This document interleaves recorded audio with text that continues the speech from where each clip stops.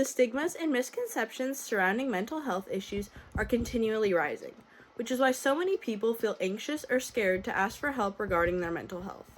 They fear being judged and treated differently by their own friends and family. In our presentation, we are going to explain to you how having the courage to ask for help makes you anything but weak.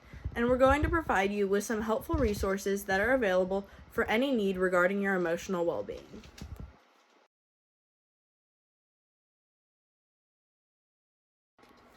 The theme, How to Get Help, resonated the most with me as I was someone that used to struggle with their mental health and didn't know who to turn to. My mental health issues were so severe that I felt like I had no one to turn to or to talk with about these struggles. For months, I contemplated the idea of suicide and believed that it was my only solution. But if I had been educated on the topic and had known about all the resources available to me, I may not have reached the point of believing suicide was the only answer. Through this project, it has helped me to understand and be better educated on all the resources that are available to those who struggle with their mental health, just like me.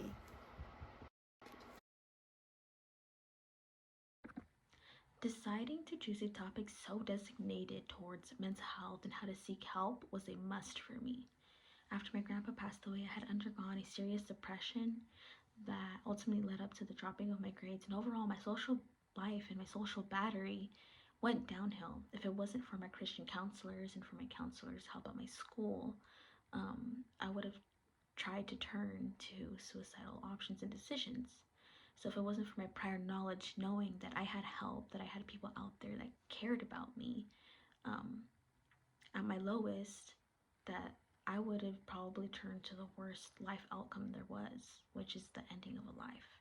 So this project really impacted my view of how much there is out there for tough situations, and I was able to understand and get help through proper education and background of series and foundations and organizations that truly care about people and are willing to help in a humane manner.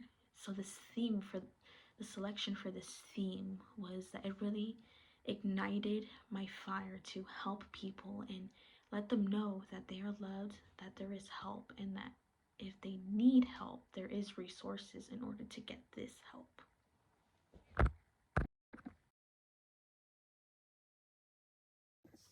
I'm very grateful to be able to say that this is my second year participating in the Emotional Wellbeing Recognition event. I would like to think that this moment is extremely full circle for me, as the last time I wrote about my Why This Topic section, I had spoken and touched on my sister's struggle with mental health and how it had affected me and my family, as well as her. Since ILC of last summer, my sister's mental health declined at a very rapid rate, and we had to seek mental help for her in a facility. That situation, like I said, tragically escalated, but I feel that I put in so much effort and research into last year's project that I was able to pick up some things that actually stuck and implement it into my relationship with my sister following her release. I feel that knowing where to go for help is extremely useful, not only for kids and young children and anyone struggling, but for parents who feel that they have no idea how to handle parenting through mental health disorders with their children, like my mother. I feel that if my mother would have known where to look and where to go as a first-time parent dealing with an issue like this, it could have saved her so many sleepless nights. It could have saved her so much stress, but it also could have maybe bypassed the length of my sister's decline.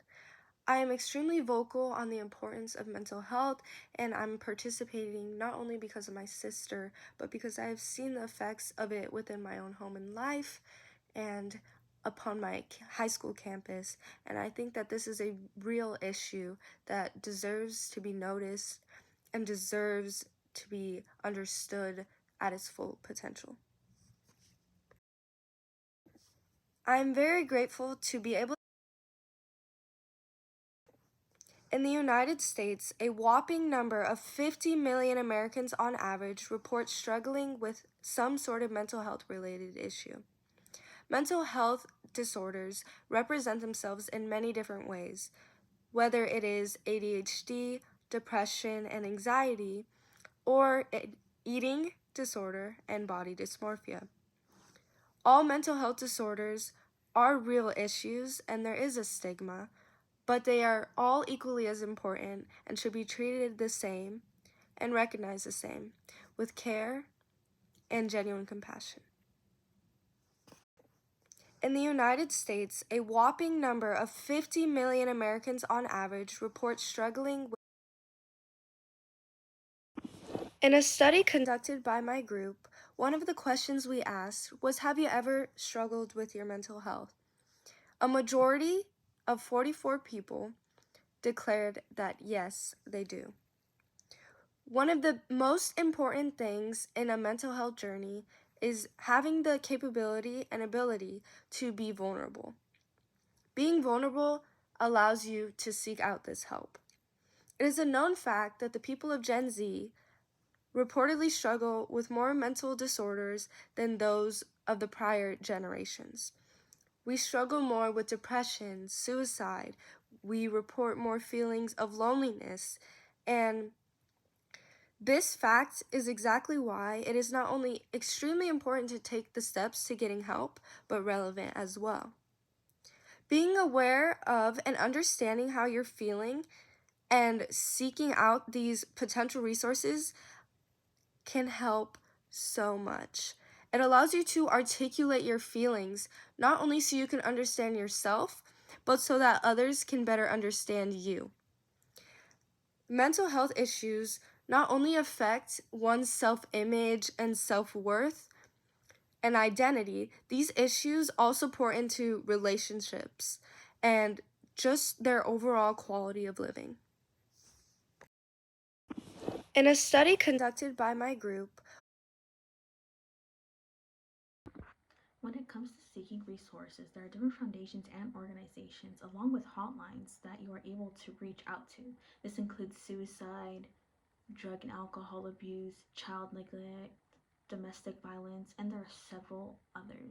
Here are a list of hotlines that you are able to contact and reach, which connect to different resources, foundations, and organizations that ultimately lead up to even more help.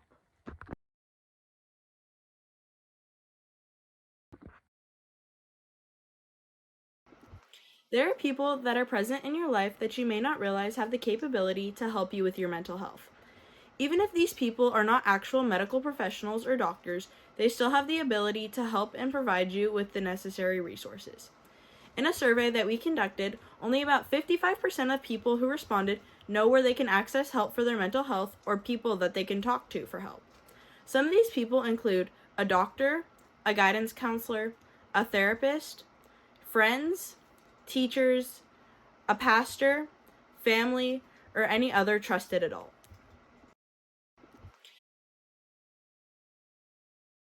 benefits of asking for help are endless, and the person in the long run will feel rejuvenated and a huge sense of relief.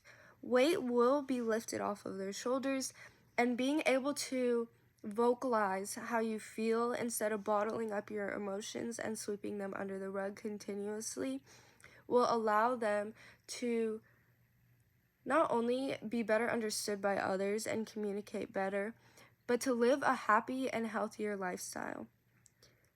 Being able to articulate your feelings and communicate them can allow you to be diagnosed correctly and to, honestly, like I said, just live a better lifestyle. A second person involved also means a second opinion. A lot of times, people struggling with mental health disorders have clouded their minds with very negative thoughts, and a lot of things are just going on that lead to confusion. So a second opinion in certain situations, whether it be on the left and lower scale of severity or the right and higher scale of severity, worst being suicide, it is extremely important that there is a second opinion just to better affect the decision-making process overall.